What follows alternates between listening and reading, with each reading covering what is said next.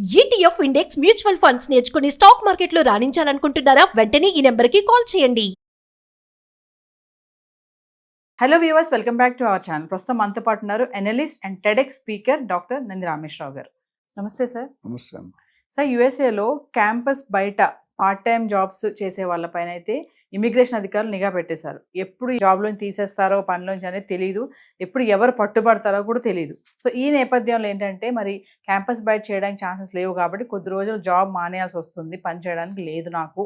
So డబ్బులు మాత్రం మీరు ఇండియా నుంచే నాకు పంపించాలని చెప్పేసి మన హైదరాబాద్ నుంచి ఒక స్టూడెంట్ వాళ్ళ ఫాదర్కి ఈ విషయం తెలియచేశారు. ఇది ఒక ఆర్టికల్లో వచ్చింది. సో అంటే ఇప్పుడు అక్కడ పార్ట్ టైం చేసే మన విద్యార్థుల పరిస్థితి ఏంటంటారు? మరి అందరికీ క్యాంపస్లో జాబ్స్ దొరకవు కదా, ఖచ్చితంగా బయట చేయాలి. ఇప్పుడు ఎలా ఉంటుంది మరి? ఇది ఇంత నిఘా పెడితే వాళ్ళు ఎలా బ్రతకడము, ఇక్కడి నుంచి అక్కడ డబ్బులు పంపడం అంటే ఎంత ఎక్స్పెన్సెస్ అవుతాయి ఇవన్నీ ఒకసారి? వాళ్ళు ఏమంటారు, వాళ్ళు బతుకు అధోగతి అయిపోయింది. అమెరికా మోజంతా తీర్చేస్తున్నారు ట్రంప్ వచ్చిన తర్వాత. ఎందుకంటే మనం అంత ముందు కూడా 2-3 వీడియోల్లో మాట్లాడాము. అమెరికాలో టోటల్ యుఎస్ పాపులేషన్లో మన వాళ్ళు 54 లక్షల మంది ఉన్నారు. 54 లక్షల మంది 18 లక్షలు ఇల్లీగల్ అంటారు. ఇల్లీగల్ అంటే రక ఇల్లీగల్ అవ్వచ్చు, ఫేక్ సర్టిఫికేట్స్ అవ్వచ్చు. అందులో గవర్నమెంట్ జాబ్ 30 లక్షలు ఉన్నారు. ఓకే, సో 3 లక్షల మంది పార్ట్ టైమర్స్ ఉన్నారు. ఇది rough analysis of Indians in America. So మెయిన్గా ఈ మీరు అది ఇష్యూ చెప్తున్నారు కదా, కుక్కటిపల్లిలో జరిగిందని. అయితే ఇది హైలైట్ కానీ చాలా ఉన్నాయి. ఇది ఒకటి లక్కీగా హైలైట్ అయింది. ఎందుకంటే ఫస్ట్ మనం కొద్దిగా డివియేట్ అవుతున్నాం. అమెరికా వెళ్ళాలంటే ఒక ప్రాసెస్ ఉంది, ఒక ప్రొసీజర్ ఉంది. 2 రకాల కన్సల్టెంట్ ఉంటారు మార్కెట్లో. ఒక కన్సల్టెంట్ క్యాండిడేట్ దగ్గర డబ్బులు తీసుకొని పంపిస్తాడు, ఇంకో కన్సల్టెంట్ యూనివర్సిటీ దగ్గర తీసుకొని పంపిస్తాడు. అంటే క్యాండిడేట్ ఛార్జెడ్. ఆ క్యాండిడేట్ ఎవరైతే ఛార్జ్ క్వాలిటీ యూనివర్సిటీ పంపిస్తారు. ఈ క్యాండిడేట్ ముందే ఇక్కడ అమెరికా వాడు పడుతుంది అనుకుంటారు, అది విచ్ ఈస్ నాట్ కరెక్ట్. 2 రకాల కన్సల్టెంట్స్ ఉన్నారు ఇండియాలో. అక్కడ ఏమైతే చాలా మంది ఈ టాలెంట్ ఉంటుంది, స్కిల్ ఉంటుంది, ఫేక్ సర్టిఫికేట్లు అమీర్పేటలో అక్కడ తీసుకొని వెళ్ళిపోతారు. తీసుకొని వెళ్ళినప్పుడు అక్కడికి వెళ్ళాక ఇబ్బంది పెడతాడు. కోడ్ రాయమంటాడు, సపోజ్ జావా అన్నాడు, కోడింగ్ రాయాలి. 4 ఇంటర్వ్యూ పిలిచాడు. ఒకటి 4 లైన్లు రాస్తాడు, ఒకటి 10 లైన్లు రాస్తాడు, ఒకటి 20 లైన్లు రాస్తాడు, 40. ఎవరు తీసుకుంటాడు? 4 లైన్లను తీసుకుంటాడు. Good efficiency with less number of efforts. ఇక్కడ ఏమవుతుందంటే 3000 యూనివర్సిటీలు ఉన్నాయి అమెరికాలో. 3000లో దాదాపు 10% తీసి 90% యూజ్లెస్ యూనివర్సిటీస్. ఆ పేర్లు చెప్పలేము కానీ అక్కడికి వెళ్తే లెక్చరర్స్ ఉంటారు, ప్రొఫెసర్స్ ఉంటారు. మన స్టూడెంట్స్ మినిమం ఫేక్ చెత్త యూనివర్సిటీ, నార్మల్ యూనివర్సిటీ వెళ్తే 50 లక్షలు. స్టాన్ఫర్డ్, హార్వర్డ్ వెళ్ళారంటే మినిమం 1 కోటి నుండి 2 కోట్లు 2.5 కోట్ల దాకా కూడా ఖర్చు అవుతుంది. మన పేరెంట్స్ అంత ఎఫర్ట్ చేయలేము. మనకు 1 కోటి రూపాయలు 2 కోట్లు లైఫ్ లాంగ్, కొంతమంది లైఫ్ టైం 1 కోటి రూపాయలు కూడా చూడలేడు. సో అప్పుడు ఏమవుతుందంటే ఈ చూడలేడు కాబట్టి ఈ డబ్బుల కోసం ఈ అబ్బాయి ఏం చేశాడంటే ఈ పార్ట్ టైం అనేది ఆల్రెడీ ట్రంప్ నిఘా పెట్టాడు 3 లక్షల మంది. అందులో ఈయన ఒకడు. పార్ట్ టైం ఇల్లీగల్ తీసేస్తే వాళ్ళకి జాబ్ ఉండదు.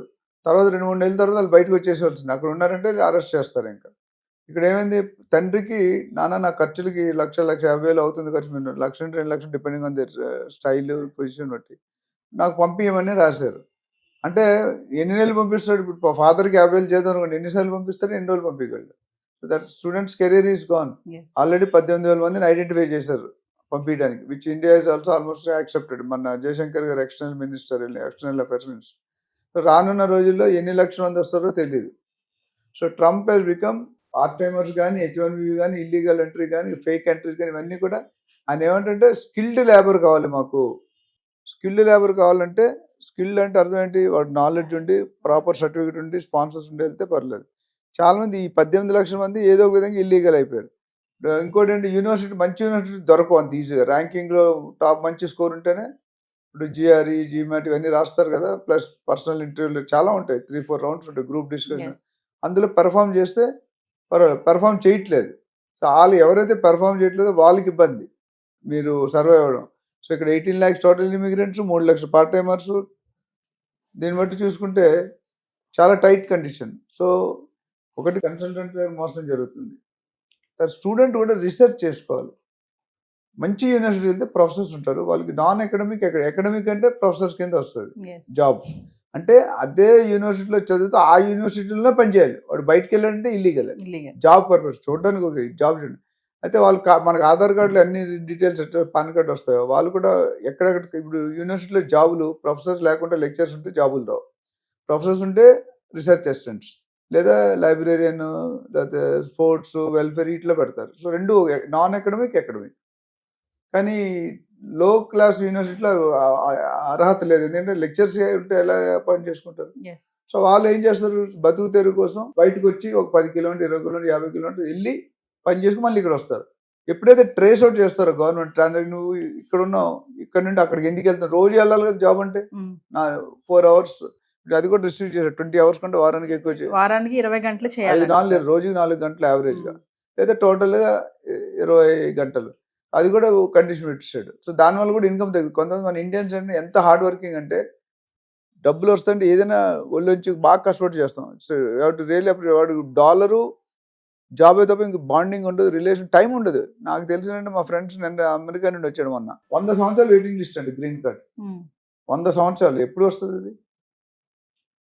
ఎదురింటితో మాట్లాడితే అపాయింట్మెంట్ తీసుకోవాలంట.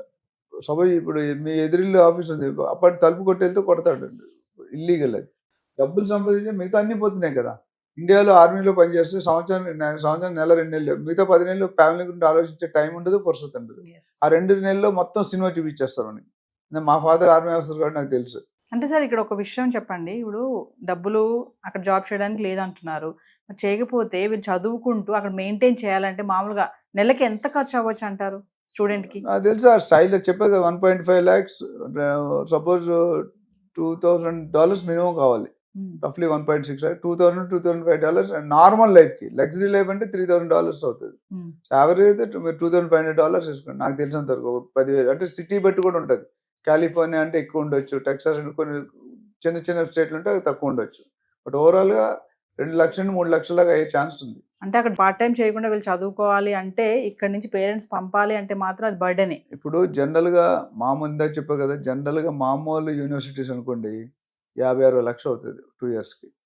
అదే స్టాన్ఫర్డ్ పెద్ద అనుకోండి మినిమం 1 కోటి నుండి 2 కోట్లు, 2.5 కోట్లు అవుతుంది. అది డిపెండ్స్ అపాన్ ది యూనివర్సిటీ. ఒకటి. రెండోది, ప్రతి నెల పేరెంట్ పంపించాలంటే మీరు చెప్పిన కేసు పేరెంట్ వాళ్ళు అయిపోతారు, హార్ట్ అటాక్ వస్తే పేరెంట్స్ కి. ఇప్పుడు వెళ్ళాడు సగం, రాలేడు, ఉండలేడు, ఉంటే క్రైమ్, ఉండాలంటే డబ్బులు కావాలి.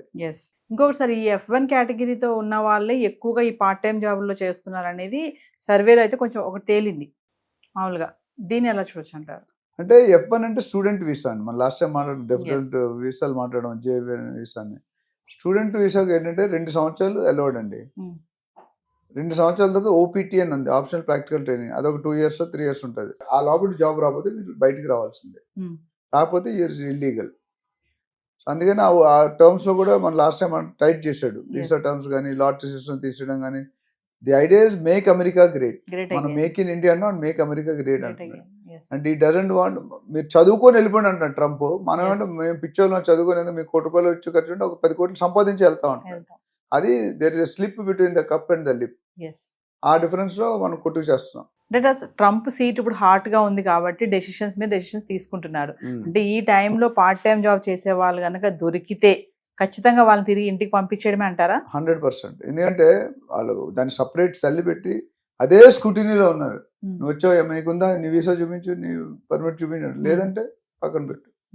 సో దే విల్ టేక్ కొంత టైం ఇస్తాను, 1-2 నెలలు టైం ఇచ్చి వెళ్ళకపోతే they will take severe action. మామూలుగా చూసుకుంటే ఎంఎస్ చేయడానికి వెళ్ళినటువంటి స్టూడెంట్స్ ఖచ్చితంగా స్టూడెంట్ ని సజెషన్ ఏమి ఇస్తానంటే, వెళ్ళడం తప్పు లేదండి, వెళ్ళే విధానం తప్పు. నేను ఆలోచన చెప్తా, తెలంగాణ ఇవ్వడం తప్పు కాదు, ఇచ్చే విధానం తప్పు. ఇక్కడ స్టూడెంట్ వెళ్ళాలనుకోవడం తప్పులేదు. చిన్న ఎగ్జాంపుల్ ఇచ్చి క్లోజ్ చేద్దాం. బ్రహ్మానందం గారు ఏదో సినిమా తెలియపోయారు, సినిమాలో బ్రహ్మానందం MS అని ఉంటుంది. పెట్టుకుంటే వాళ్ళ అత్తగారు కూతుర్ని ఇస్తారు, MS అమెరికా. 2-3 సంవత్సరాల తర్వాత ఆవిడ వెళ్తుంది, అమెరికాకి వెళ్తుంది. అప్పుడు ఆయన పనిచేసే హాస్పిటల్కి వెళ్తుంది. ఈయన బెంచ్ కారులో వస్తాడు, బెంచ్ కారులో వచ్చి పార్క్ చేస్తాడు. 5 నిమిషాలు స్వీపర్ డ్రెస్ వేసుకొని వస్తాడు.